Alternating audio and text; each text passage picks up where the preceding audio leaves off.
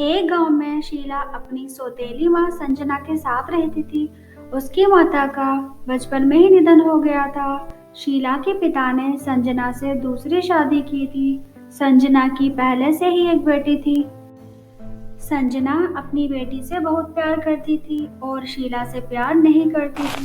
संजना अपने पति शीला के पिता के सामने बहुत अच्छा बनने की कोशिश करती थी और शीला से बहुत प्यार करती थी। अरे शीला बेटी, तुम ये लो, चाय पी लो। संजना, मैं बहुत भाग्यशाली हूँ जो मुझे तुम जैसी पत्नी मिली और इस घर को स्वर्ग बना दिया। इतना ही नहीं, तुम शीला का भी कितना ध्यान रखती हो। अरे नहीं, आप मुझे शर्मिंदा कर रहे हैं। मैं भला कुछ भी ऐसा नहीं करती हूँ और अब ये मेरा धर्म है। इस घर की रक्षा करना मेरा कर्तव्य है। और वैसे भी शीला भी तो मेरी बेटी है, जैसे कि शीरू। अच्छा ठीक है, मैं जाता हूँ ऑफिस के लिए, लेट हो रहा हूँ। इतना कहकर राहुल ऑफिस चला जाता है। माँ, मुझे स्कूल के लिए कुछ किताबें चाहिए, मेरे पास किताब नहीं है। तेरा दिमाग खराब है, तू किताब का क्या करेगी? और वैसे भी तेरे पिता ने तुझे स्कूल जाने से मना किया है। आज से तू स्कूल नहीं जाएगी। चल जा, घर में जाकर घर का काम कर और मुझे चाय बना कर लेकर आ। माँ, पिताजी ऐसा नहीं कर सकते हैं। माँ, भला वो मना क्यों करेंगे मुझे स्कूल जाने के लिए? अच्छा, मैं झूठ बोल रही हूँ। जा यहाँ से, मेरा दिमाग खराब मत कर। चल जा, मुझे चाय बना कर लाओ। शीला वहाँ से रोते हुए चली जाती है। वह किचन में जाकर खाना बनाने लगती है। शाम होने के बाद राहुल, शीला का पिता, भी ऑफिस से आ जाता है। वह बच्चों के लिए बाहर से खाने के लिए बहुत सी चीजें लाता है। तभी संजना अपनी बेटी शीरू को आवाज देती है। तभी राहुल कहता है, संजना, शीला को भी आवाज दे दो। शीला आज जल्दी सो गई है। मैं नहीं चाहती कि उसकी नींद खराब हो, वरना मैं उसे भी बुला लेती। अच्छा ठीक है। इतना कहकर वह तीनों खाने लगते हैं। अगले दिन शीला स्कूल के लिए तैयार हो रही होती है। तभी वहाँ संजना आ जाती है। क्यों महारानी, कहाँ के लिए तैयार हो रही है? मैंने तुझे मना किया था ना कि स्कूल नहीं जाएगी तू। पर माँ, मुझे पढ़ना है, मैं पढ़ना चाहती हूँ। चुपचाप जाकर घर का काम कर, मुझसे अपनी जुबान मत लड़ा। चल जा यहाँ से। इतना कहकर संजना शीला को थप्पड़ मारती है और शीला का बैग छीन लेती है और वहां से चली जाती है। कुछ दिन बीत जाते हैं। मुझे आपको कुछ बताना था। शीला बहुत समय से स्कूल नहीं जा रही है। स्कूल के बहाने वो अपने फ्रेंड्स के साथ घूमने चली जाती है। आज उसकी टीचर की कॉल आई थी। मुझे तब पता चला। मेरी मानो तो शीला की पढ़ाई छुड़वा दो। ठीक है, मैं शीला से बात कर लेता हूँ। अरे, मैंने बात कर ली है शीला से। तभी राहुल शीला को बुलाता है। शीला वहाँ आ जाती है। संजना, तुम स्कूल क्यों नहीं गई?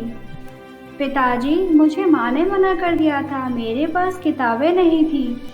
हे भगवान, शीला तुम झूठ क्यों बोल रही हो? भला मैं मना क्यों करूँगी? मैंने तुम दोनों बहनों में कभी कोई फर्क नहीं समझा।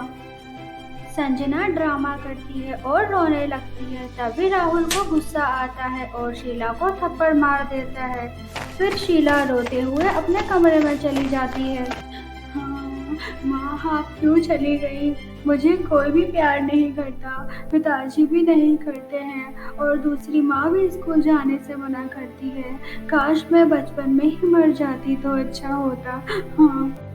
तभी फोटो से आवाज आती है, रो मत मेरी प्यारी बच्ची, सब ठीक हो जाएगा। गांव के पहाड़ के पीछे एक परीलोक है, वहां जाना, तुम्हें वहां परियां मिलेंगी। वहां जाकर तुम अपनी परेशानी बता देना, वह तुम्हारी जरूर मदद करेंगी।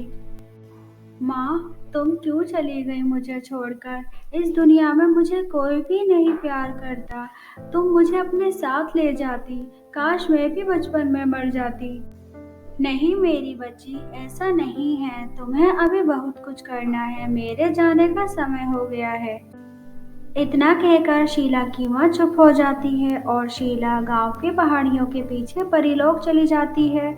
वहां उसे एक रानी परी मिलती है। कौन हो तुम और यहाँ क्यों आई हो? यहाँ के बारे में तुम्हें किसने बताया? रानी परी, इस परीलोक के बारे में मुझे मेरी माँ ने बताया था। मुझे आपकी ज़रूरत है। शीला अपने ऊपर हुए अत्याचारों के बारे में बताती है। यह सुनकर रानी परी की आंखों में आंसू आ जाते हैं और वह रोने लगती है। तुम परेशान मत हो, आज से तुम्हारे सारे संकट दूर हो जाएंगे। मैं तुम्हें जादुई अंगूठी दूंगी। उस जादुई अंगूठी से तुम जो भी मांगोगी वो तुम्हें मिल जाएगा और तुम्हारी सारी मनोकामनाएं पूरी हो जाएंगी। इतना कहकर रानी परी अपने जादुई छड़ी से शीला को जादुई अंगूठी दे देती है। इस जादुई अंगूठी से तुम जो भी मांगोगी वो तुम्हें मिल जाएगा और तुम्हारी सारी मनोकामनाएं पूरी हो जाएंगी। इस जादुई अंगूठी से तुम गरीब बच्चों की भी मदद करना। शुक्रिया रानी परी। शीला परीलोक से अपने घर आ जाती है। जादुई अंगूठी, तुम अपने जादू से कुछ ऐसा करो कि मेरी माँ पिताजी को सारी सच्चाई बता दे। तभी अचानक से संजना अपने पति राहुल के सामने सब सच बोल देती है। राहुल संजना को थप्पड़ मारता है और कहता है, तुम इतना गिर सकती हो मैंने कभी नहीं सोचा था। मुझे लगा तुम शीला को शीरू की तरह प्यार करोगी, कभी भी माँ की कमी नहीं होने दोगी, पर तुम गलत थी। तभी वहाँ शीला आ जाती है। नहीं पिताजी, आप माँ को कुछ मत कहिए, माँ की कुछ भी गलती नहीं है। तभी संजना रोते हुए कहती है, मुझे माफ कर दो, मैं अब ऐसा कभी नहीं करूँगी। इतना कहकर वह सब संजना को माफ कर देते हैं और खुशी खुशी अपना जीवन व्यतीत करते हैं। शीला अनाथ बच्चों के लिए अनाथ आश्रम खोलती है और गरीब लाचार बच्चों की मदद करती है। हेलो दोस्तों, कैसी लगी आप सभी को हमारी स्टोरी? अगर पसंद आई हो तो लाइक एंड सब्सक्राइब करना मत भूलना।